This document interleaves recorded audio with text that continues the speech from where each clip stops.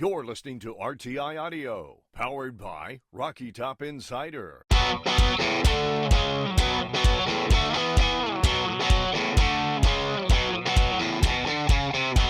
This is Pancakes and Bacon with VFL, Kyler Kerbyson, and Reed Bacon.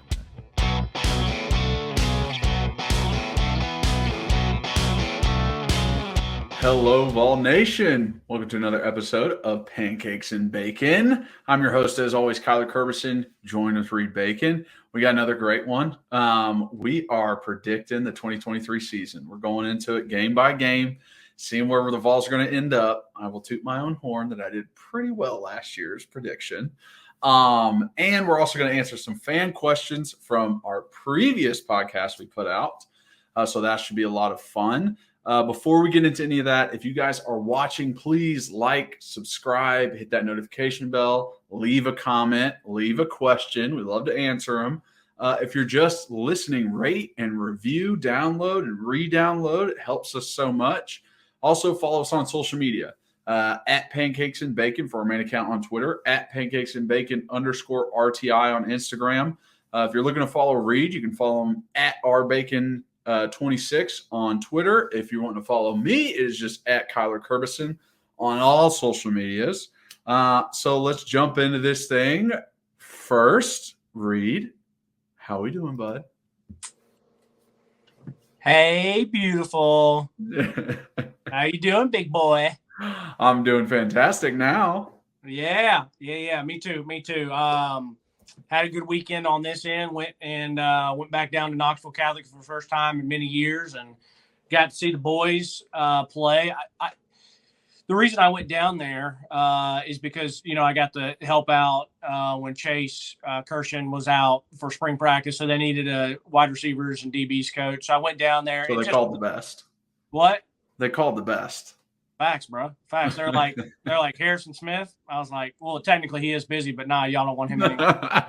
A little bit, just a little bit. Yeah. He's just busy putting together a Hall of Fame career, no biggie. So I went down there. So just being there for those 3 days, I mean, it was hard to rip the Band-Aid off and be like, yo, yeah, I'm not in a place yet where I can go coach high school football and not worry about actual paychecks. But being there for those days, I was excited to go and watch these guys that you're around, and they have a great group of kids. So yeah, it was nice to get down there and watch them, and just be in that atmosphere. When you leave high school, you don't want to go back too quickly, but then if you do go back, you want to go back with some buddies. So it's normal, but now it's like, I'm old enough. It's like, oh, he's just a young adult coming back to support his program, not like trying to live in the glory days. Yeah, exactly. It was you're just being a fan of the team. Yeah, and it was honestly the first time I'd ever sit in the stands ever. So it was I sat in the stands for my little brother because when he was playing there, but besides that, yeah, I'm with you. Yeah, because when Logan was playing and I watched every game he played for 2 years, if I went, I didn't go much. I would go for the big ones, and I'd maybe just stand on the side, at the gate. If not, I was just always watching them on huddle. So other times that you and I went back, or we went back with buddies or whatever, just check in, we'd always stay over there on the track, and you talk and socialize. So you don't actually get to watch the game. So Sat in the stands, but it was a good time. Had a great weekend, though. I made the whole family go putt-putt last night, which was incredible. I love that. That was entertaining. But anyways, yeah, good weekend. What about you? Yeah, nothing to report. I will say about you're talking about, going watching some Friday Night Lights. I'll tell you what, a Friday night football game is some of my best feelings around football. Yeah.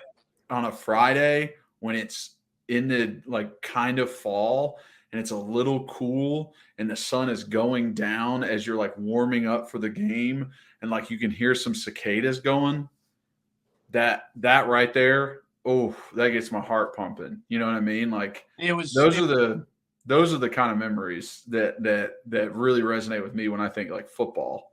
Yeah, it's the best. I mean, you hear so many people say it that played high school, then college, and then even the NFL, that Friday nights are the best, and they truly are. And I think that's what some of my passion that I want to go back so much is so I can just, like Billy Madison style, grab those kids and be like, stay as long as you can. Cherish it. Cherish it. And the kid's like, whoa. Yeah. Yeah. And, but yeah, I was sitting up there and it was a perfect night. It actually wasn't hot or humid and that sun was coming down. You can see kind of the mountains in the back. Yeah, it's special, man. It's special. I love that because it's also when you're growing up and playing football, like start at a young age. When do you practice? You practice weeknights, so it's like 6 p.m. practice goes till 7:30. It's right in that wheelhouse, right? And so, like most of your growing up playing football, all you're experiencing, especially at East Tennessee, cicadas and that sun going down and this fresh smell of grass, like that hits you when you're older. Well, that's actually my favorite time to play golf. That's why it's so great to be able to in the summer and be like so close to the course and stuff, because I'll literally want to go tee off at 6:30 and be on the course when the sun's coming down, because that's the most peaceful time. There's anyone out there. So I know some people say, oh, I love a sunrise. Give me a give me sunset any day. But and that's been golf talk. Yeah. So you got to tell everyone, let everyone know that you're going across the pond for a little bit. Yeah. So let everybody know, me and my wife are going on a little European vacation coming up. Going to be first 2 weeks of September. So that means Reed is going to be going solo on the first two games, Virginia and Austin Peay, breaking down the film, going through everything. But I will be back for that Florida game and very excited for that. But yeah, just a little heads up. But so much for being involved for life, Mr. Yeah, I'm going to try and figure out a way to watch no matter what, but I don't know about the spotty Wi-Fi trying to jump on the podcast. But that being said, let us get into our 2023 predictions. And I'll tell you what, we're just talking about being excited, football memories.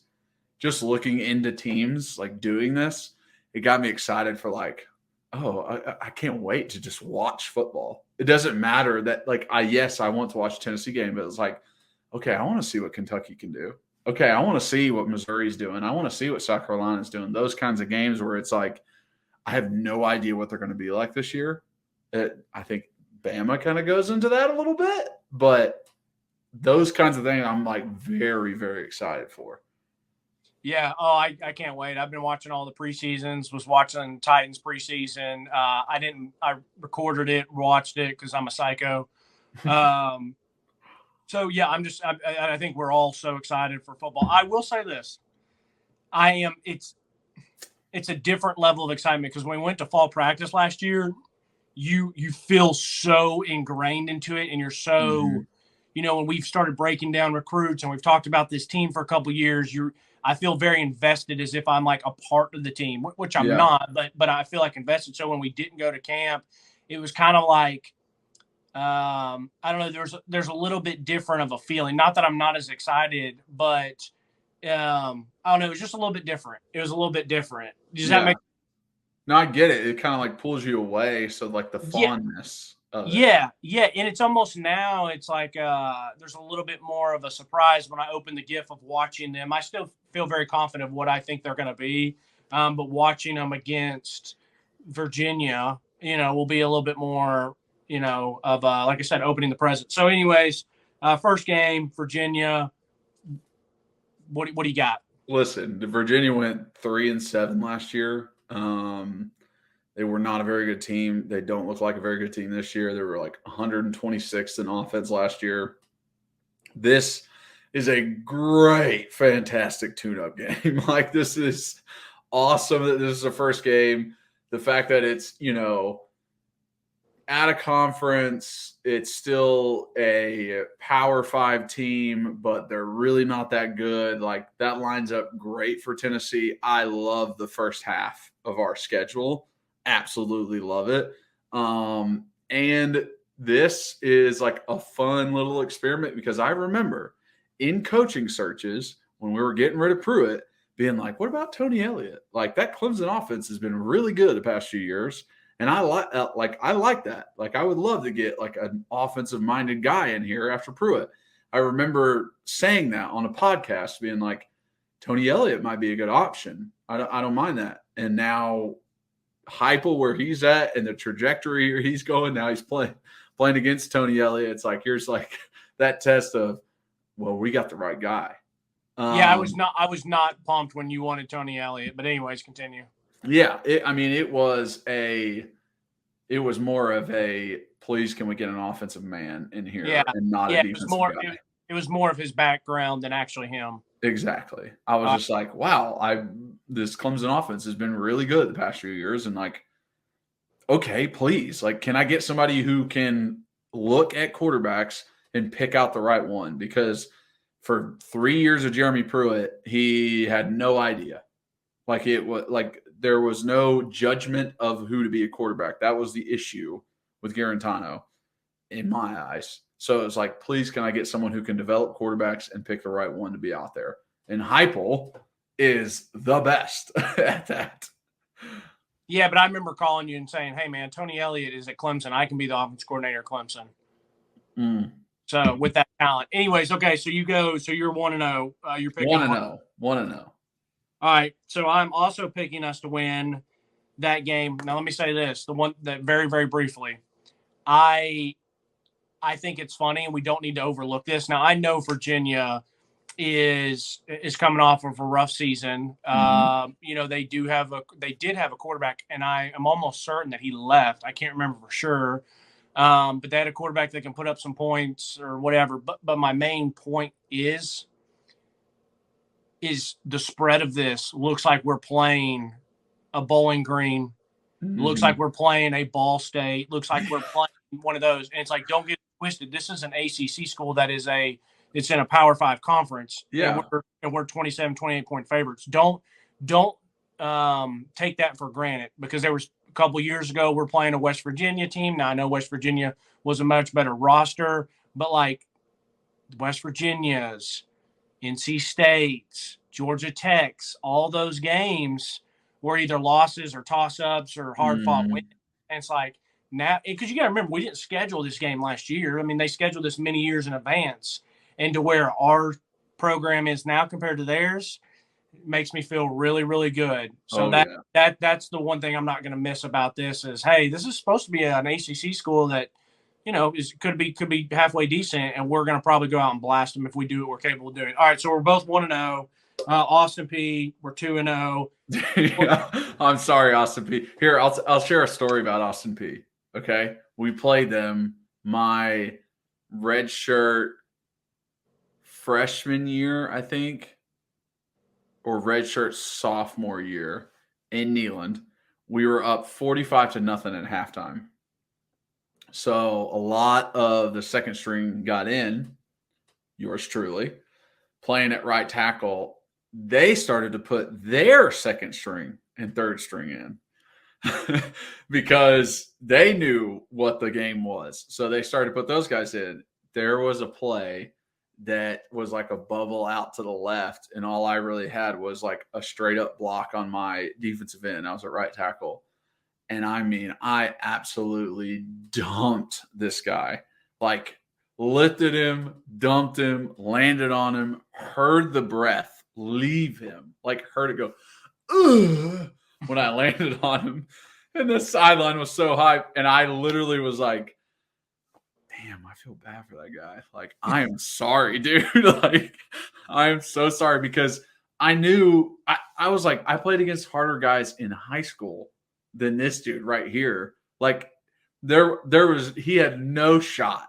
No shot. Whose sideline was it on? Yours or theirs? It was on ours, because we were going I think towards the Jumbotron. We're going towards the Jumbotron. I was at right tackle. We're on the right hash, and I just drive buddy and dump.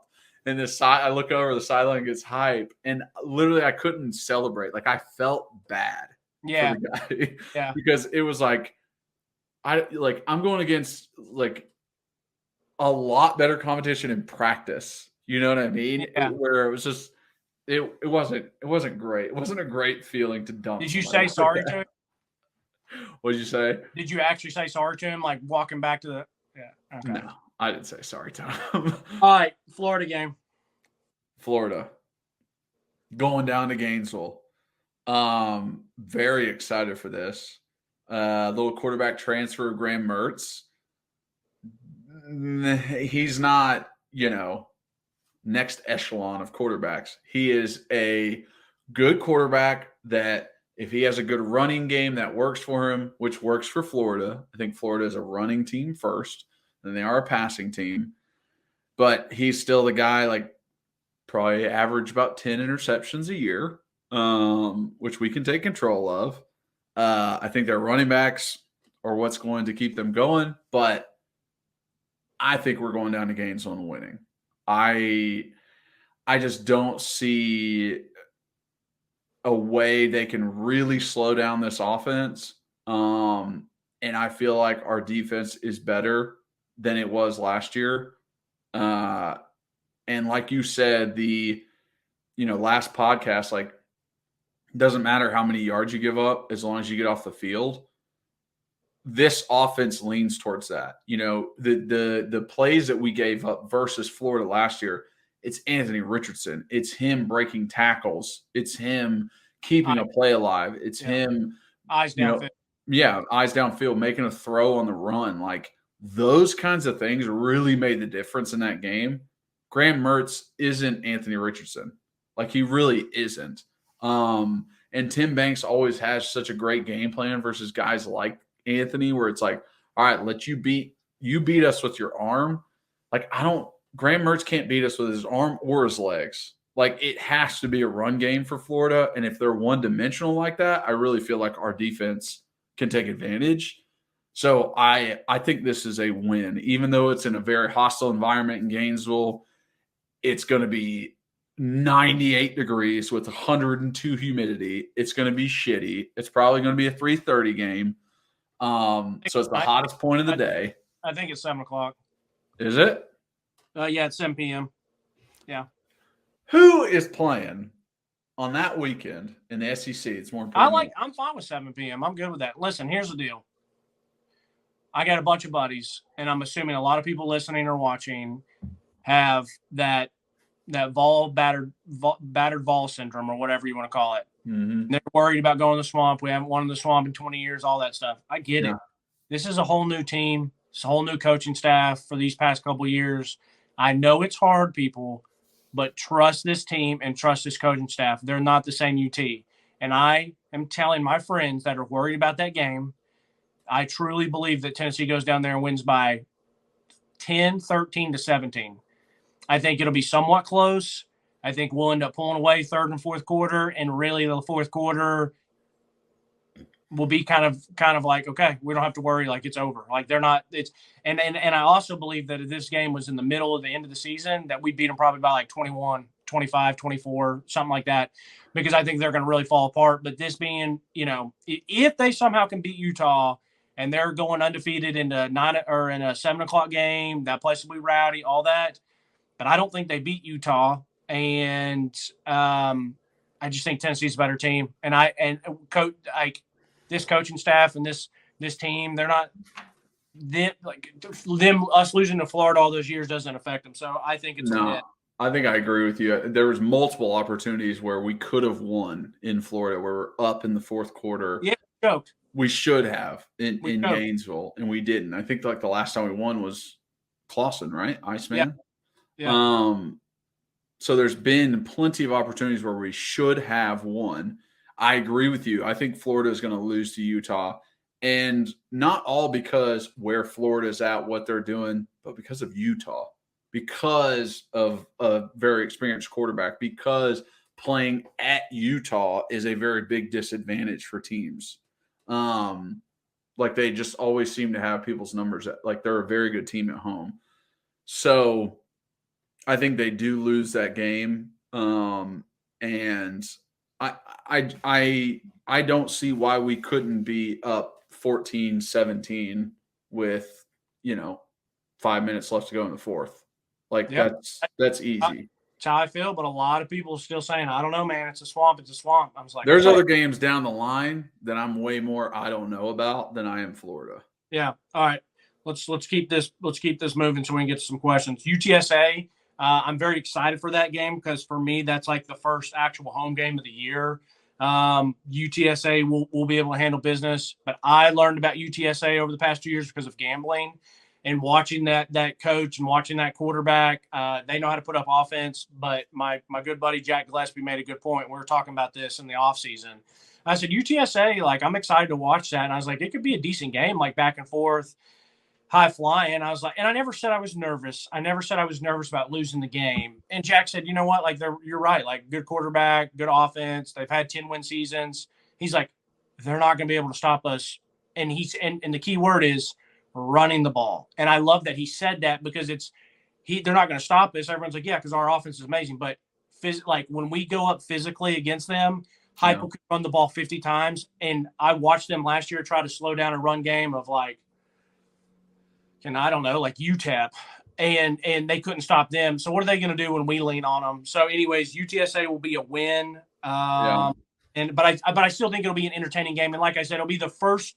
It's our appetizer for the next week home game against South Carolina. That's going to be bananas because Austin Peay, people are just excited to get in the kneeling, but it's Austin Peay. You can't get too excited. No, and I think you're right with UTSA. When we play teams like that, when SEC teams play other teams like that, like that's the difference is the men on the field. It's like you're about to get thrown out the club as a lineman, and you're about to get ran past as a skill guy. Yeah. It's just that's the part that they can't help. It doesn't matter how much they can scheme. They can't help the fact that Squirrel White's faster than every guy on their team. Yeah. Yeah. Sorry, bud. All right. So we're 4-0 for both of us. We are 4-0. Okay. South Carolina. I personally believe that if it's a night game, I think it could be a bigger game than Texas A&M. Because I'm talking about atmosphere-wise. I really, really can't stand Jimbo, and I don't like Texas A&M. But what happened in South Carolina used to never bother me until what happened last year and them hiring Beamer. It's like South Carolina would have never bothered me at all because we're just a better football program than they are, and we always have. But Spurrier did a good job of getting those jabs in. Now we all kind of don't like Beamer, and they got us last year. So kudos to them. I think we beat them, and I think we can rout them. And I think. That's not me saying that I don't think they're a good team. It's not going to be what it was 2 years ago where the game was over with 4 minutes to go in the first quarter. And, it's like 28-0 already. I don't think it's going to be that because I do think they're good enough. But I think Tennessee in that stadium and everybody's going to be so juiced that we are just going to end up. It might be close for a little bit, but they will end up just running away with this thing. That's what I feel like. Yeah, I'm there with you. I think South Carolina was one of those teams where you're not necessarily like, I hate this team, but the Spurrier and taking those jabs. And it's also like South Carolina, yeah. Like you had our number there for a little bit. You used to be, top 10 in the teens ranking when Spurrier was there. Did you win an SEC championship? No. Did you really win any meaningful games? No. You know what your best highlight over the past 25 years is Jadeveon Clowney making a tackle on a Michigan running back when he was unblocked in the friggin' Outback Bowl. Facts. So don't come at us like you're big shit right now.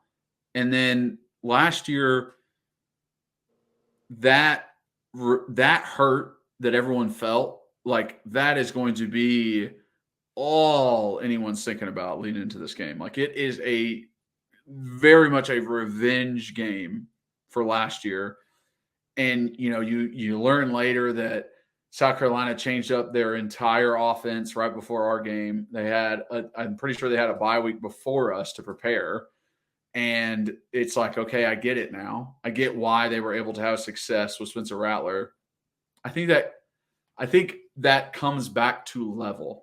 You understand what I'm saying? Yeah. You play 9 games worth of film and you have this offense that you're running, and then all of a sudden you change it and you got 3 games at the end of the year that you did really well in. And it's like, oh yeah, they're great going into the off season. But now they have a new coordinator So, like, do those games really matter? Are you looking great going to the offseason? You literally changed up who was calling the plays. Yeah, Cal Loggins is trash. Yeah, and it's like it's like maybe that was, hey, no one's prepared for you, and they can't prepare for you. They have one game of film on the offense you're running, so they can't prepare. So that high, we're going to come back to level.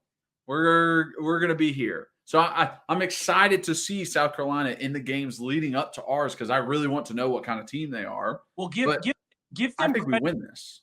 Give them credit. I was very impressed with their play calling. I was very impressed with their entire team, atmosphere. Spencer Rattler, they played an awesome game. The point that you're making, and to maybe explain it in layman's terms, it is when that an NFL team, everyone talks about coach speak that every game is week to week. You go in and you try to watch film on what they do and what they do well and how you're going to stop it and then what you can attack defensively. What they did was NFL version of, hey, we're throwing everything out and we're going to run the Wildcat. And so the first time the Miami Dolphins bring the Wildcat out and you're like, these coaches are like, we don't know what to do. Yeah. That is the worst thing for a coach because coaches and high-level players, what separates them is their preparation.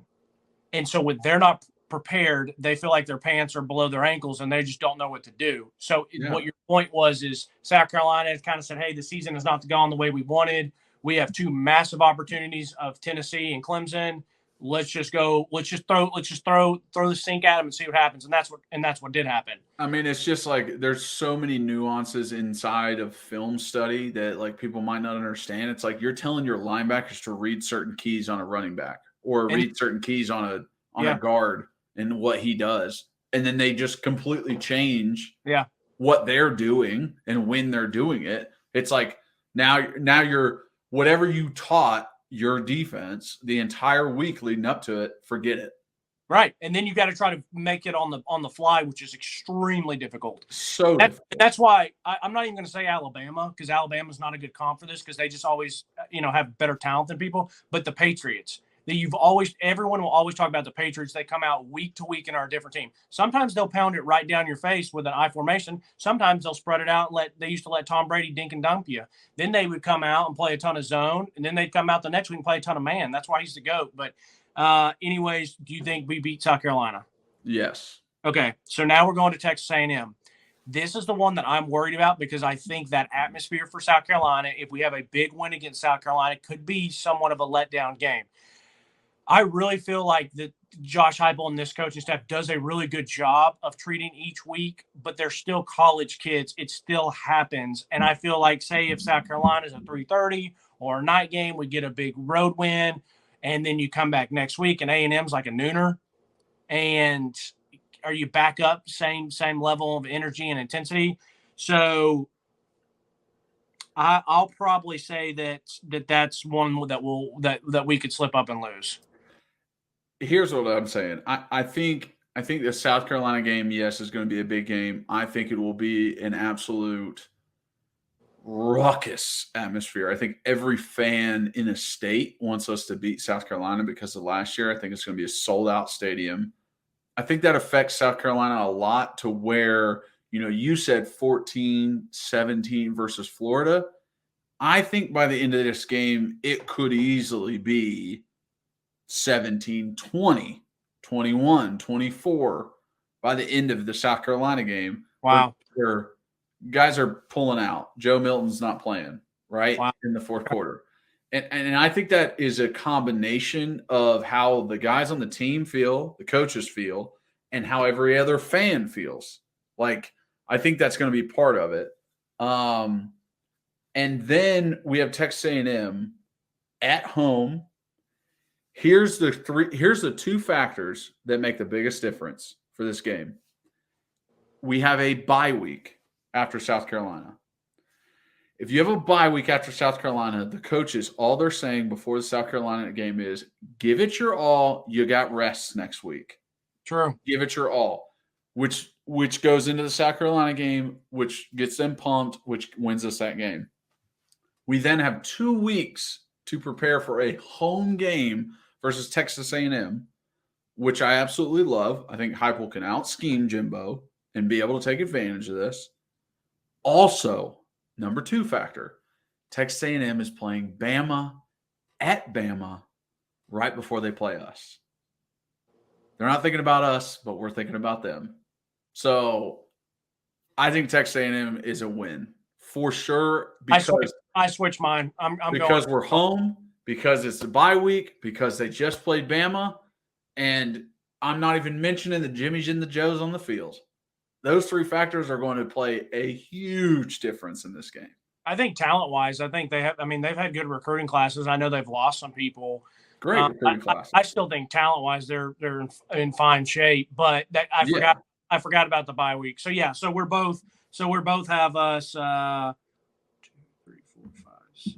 So we're 6-0 going into Bama. Yeah, 1, 2, 3, 4, 5, 6. All right. What do you think happens in Tuscaloosa? This is a tough part. Going into Tuscaloosa is rough after you've played Texas A&M.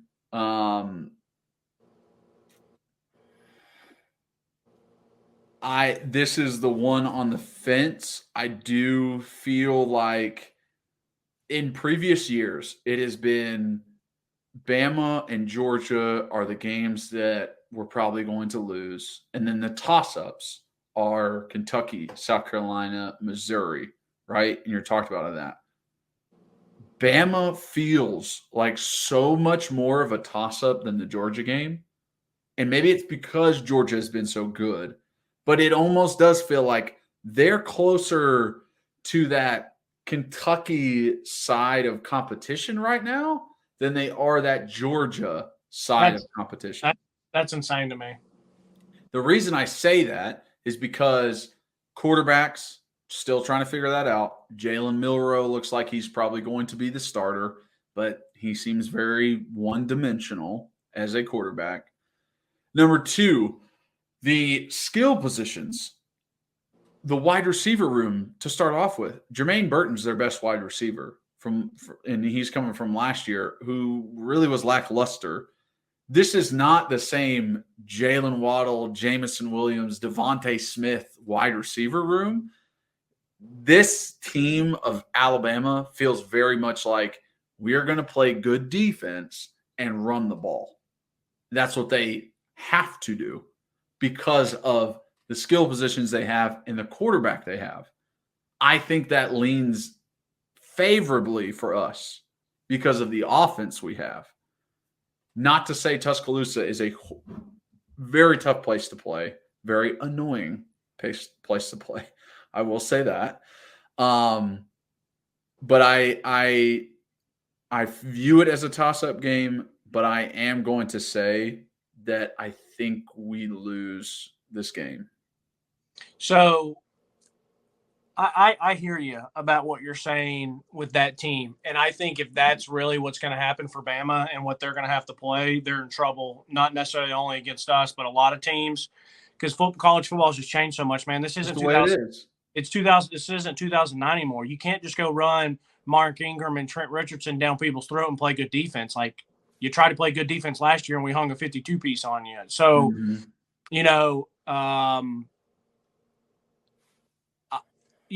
this is season predictions or before the season predictions. I could easily see myself thinking that we're going to win the game like last year if I've watched them. And we've talked about it. You said it on the pod last year before that week. If Bryce Young doesn't play, we murder him. And you're right. We would have killed him. It would have been embarrassment for the University of Alabama. But I still trust Nick Saban, and I think he's salivating at the fact that people are talking about Georgia being the top dogs, which rightfully so. They're 2-time national champs. I just have so much faith in Saban.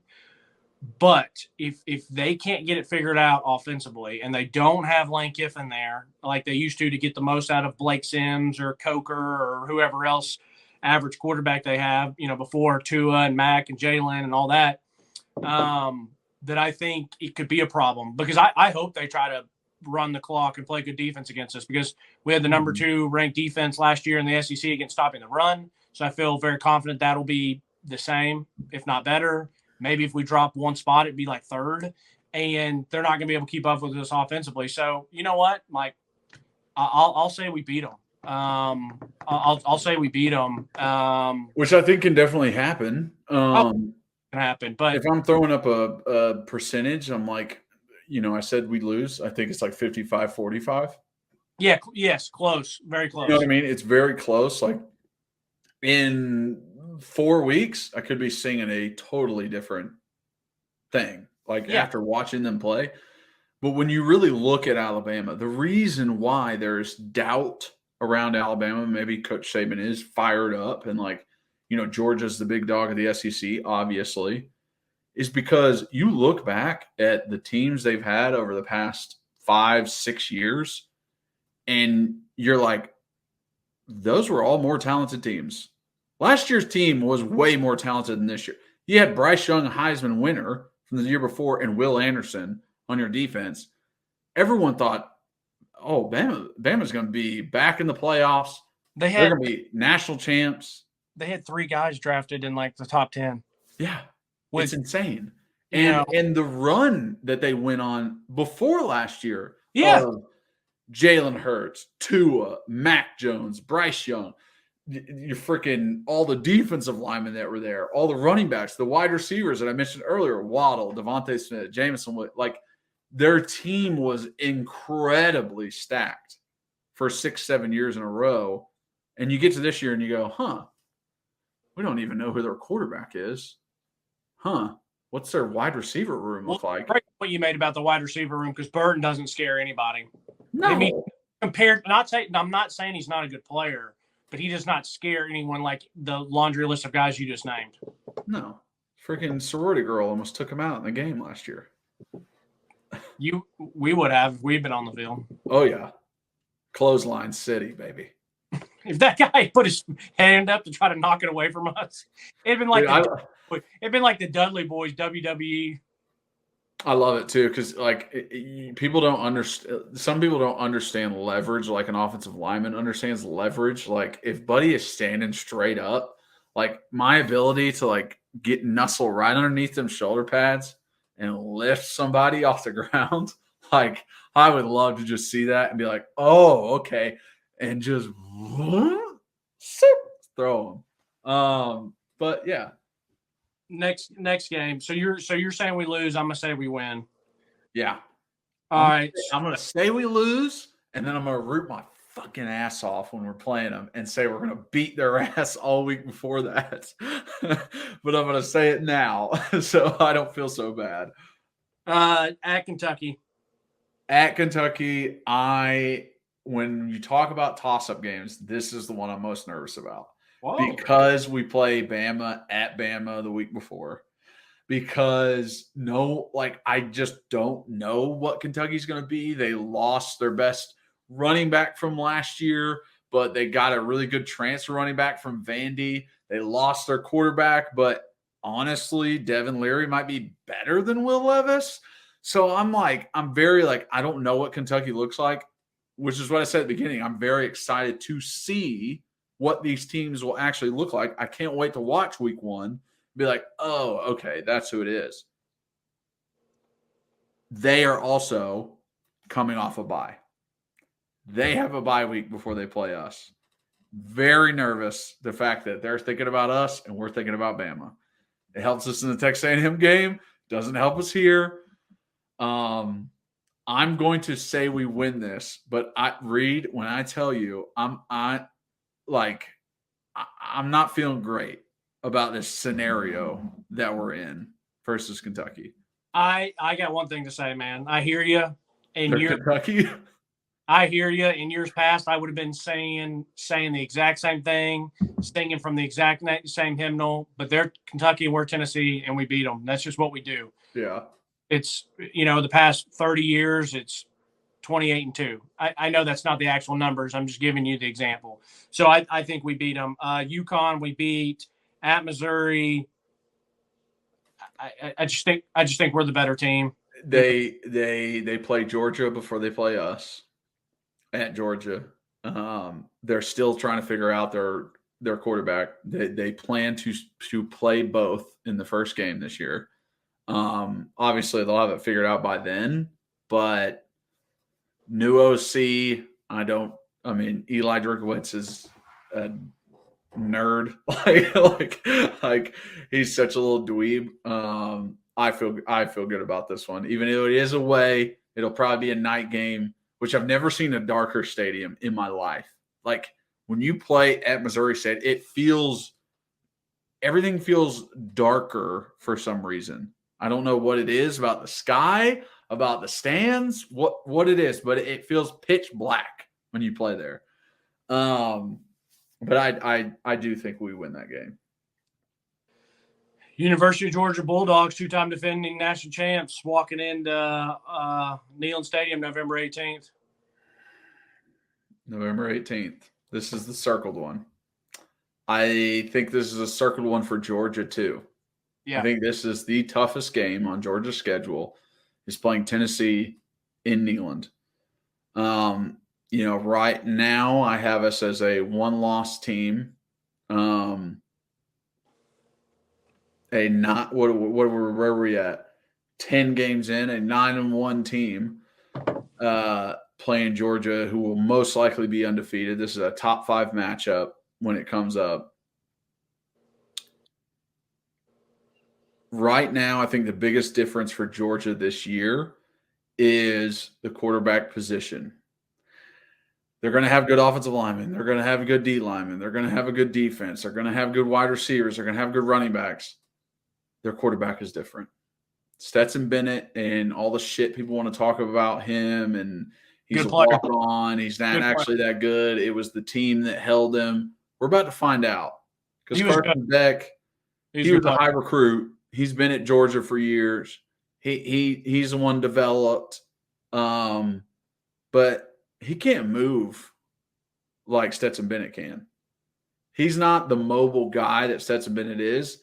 And you go back and look at games, even the Tennessee game, that made a huge difference. Massive. Huge difference. What Stetson can do with his legs made such a big difference. He had 10 rushing touchdowns last year, and he ran for one versus us. So I think that's the key to the game. This one is just so tough for me. Right now, I'm going to say it's a loss. Stetson was awesome. He's a lame-o. He's a doucher. I didn't like anything about him, but I respect game, and he was more than a game manager. Game manager to me was a Greg McElroy back in the day. A little bit like an AJ McCarron, maybe a John Parker Wilson. Mm-hmm. Coker, Sims, some of those Bama guys. Stetson was not that. Stetson absolutely made plays and was a difference maker. I think I might change. I think we're going to drop one because I don't think we go undefeated. But for some reason, maybe I'll say toss up between South Carolina and A&M. I was going to call A&M a loss, but then I do love the fact that we're coming off that bye. Yeah, I might still go with my gut that A&M's a loss because then it's kind of like the perfect storm. Oh, you just whip South Carolina. You got 2 weeks to prepare, but maybe we don't. Whatever. Who knows? That's just how. Listen, if we lose to A&M, I think we might beat Alabama. So that's just football is weird like that. I mean, it's a perfect. Say like they go to Tuscaloosa and just get smacked, and we beat South Carolina, and we're coming off a bye week, but then we mess around and have turnovers and don't play well against them. That's just football. What I'm picking right now is just too clear. So I'll go back and I'll probably say we do lose. I'll stick with my gut and say we do lose to A&M, and I'll stick with my gut to say that we beat Bama. I think we beat Georgia. I mean, and I'm not this guy. Like I'm not the sheep. Like I'm just really not. Like I think our overall record will be 10-2. I just know the 2 are, and I don't have. I really don't have gut feelings either way. Besides, man. I mean, if I had to pick a gut feeling, I kind of feel like we lose to South Carolina, but I just won't allow seriously. If it's just straight gut feeling, I think we lose to South Carolina and Bama. That's my true feeling is I lose to South Carolina and Bama, but I can't allow myself to say that. So I'm going to say we'll lose to A&M and and like Georgia. But Listen, I'm I right there with you. You see what I'm saying? I think we beat Georgia at home. I just do. I'm right there with you. When I look over the schedule, and feel my gut says that Bama, Kentucky are the two hardest games we have. The Bama game in Tuscaloosa, Kentucky right after them, and they have a bye. Those feel like the losses to me. I feel like a 10-2. I think Hendon is better than Joe. Plain as, like, I think Hendon Hooker is a better quarterback than Joe Milton. Right. And because of that, it makes me feel that way. And like getting Georgia at home feels so much better than being away. But I will say this, the last year's schedule, the one that lands on even number years, obviously this is going to change the new SEC, but the schedule that lands on even number years where we have Alabama at home, Kentucky at home, Florida at home, Georgia, South Carolina away, Missouri at home. Love that. That's the schedule where we can take advantage of it. Sanford Stadium ain't shit. I don't care what anybody fucking says. Yes, Georgia has won 2 national championships. Yes, they went undefeated last year. Yes, their home record is very good because they are a good team. It doesn't have anything to do with the damn stadium. Okay? The fans are not that ruckus. That's not what makes the difference. But playing Florida away makes a difference. Playing Alabama away makes a difference because it's a lot better for us to be at home. A lot better for us, the crowd on our side. So as the former player playing in all these places, you thought it was much more difficult to play at the Swamp and Tuscaloosa than Sanford Stadium? Much more difficult. Just because of stadium crowd, loudness. Exactly. Stadium crowd and noise, I should say, not loudness. The competitive advantage you get home versus away when you're playing Alabama and Florida is a huge difference than it is Georgia. Like, yes, we're going to get an advantage playing at home versus Georgia. It's not that much of a disadvantage playing away. Gotcha. I got you. But it is for the other two. So I'm with you there. Like, my gut says the 2 toughest are going to be Bama, Kentucky away. And Georgia's actually going to be a pretty good game for us because we're home, because it's towards the end of the season, because we'll know who Georgia is by that point. That feels better to me.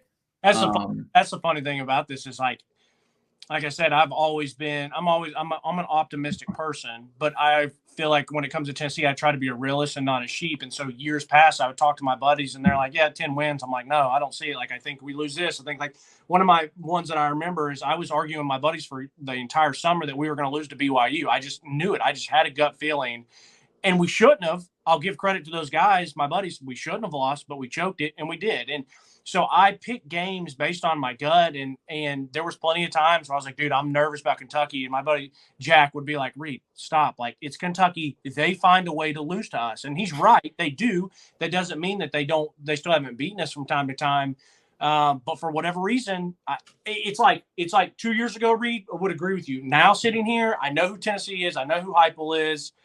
And I'm just not that worried about certain games, except for randomly, I think Spencer Rattler and Beamer come in here and have another good game, and maybe it's closer. I don't know. Maybe, yeah. I just feel like I know who Tennessee is.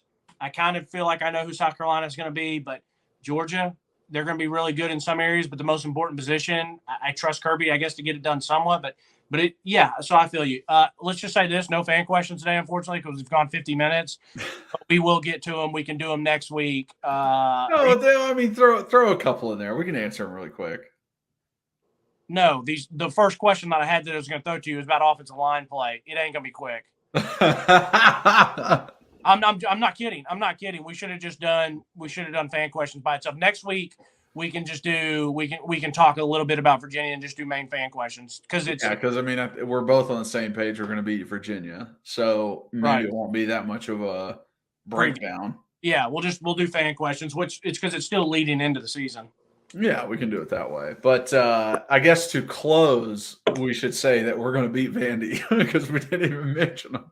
I've not mentioned. I don't even know who you're talking about. Oh, that's great. Yeah, we did. Like, nobody's concentrating on Vandy, and that's a home game. We're gonna be all right. Senior night, we're gonna be all right. Vandy fans don't even concentrate on Vandy. Poor guys. Poor guys. All right, buddy. Cannot wait for the season to start. Well, hold on. What's our official? So we're both saying 10-2 regular season. I think we're both saying 10-2. we just can't nail it down. Yeah, we literally don't know which which losses they are. But I picked Bama and I picked Georgia. So I'm sorry. I mean, if I have to do it, I'm going to say we lose to South Carolina and we lose to Bama. That's what I'll say. Yeah. All right. We'll see how it plays out. All right, brother. All right, man. All right. Thank you guys so much for watching and listening. If you are watching, please like, subscribe, hit that notification bell, leave a comment. We're going to try and get to our fan questions next week. And if you're just listening, rate and review, download and re-download, share with all your friends and family. If you want to follow us on social media, at Pancakes and Bacon for our main account on Twitter, at Pancakes and Bacon _RTI on Instagram. If you want to follow Reed, his is at rbacon26 on Twitter. For myself, it's just at Kyler Kerbyson on all social medias. So check me out there. But really appreciate you guys. Thank you so much. You're the reason this thing keeps going. We're so excited for the season. And as always, go Vols.